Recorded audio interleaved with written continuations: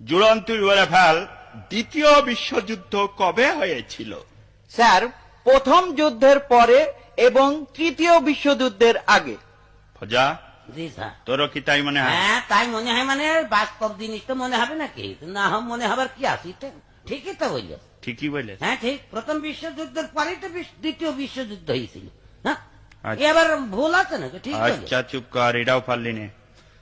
শামসুল বানান কর, তুই আঁকলি সামনের চুল পিছনের চুল শামসুল। মানে ঠিক আছে। ঠিকই আছে। হ্যাঁ, ওরা যা বল সব ঠিক। একটা বে ঠিক আমি পাইনি বুঝিনি। তুই বল, নলেজ মানে কি? নলেজ, হুম, নলেজ মানে তার লেজ নেই স্যার। চার লেজ নেই। লেজ নেই। এ তো দইলে পুড়ে মলামে কি করে সহ্য করবে, শেষ করে দিলে যে। নলেজ মানে তার লেজ নেই। ওয়েলকাম মানে তুই কি বলে ফেলা? স্যার, তেল আসতে। ওয়েল মানে তেল আর কাম মানে আসা। ওয়েলকাম, তেল আসতে। ঠিক বললি। তেল আসছে, তেল আসছে। একটাও হয়নি। মুখ্যমন্ত্রী মানে কি বলে ফেলা?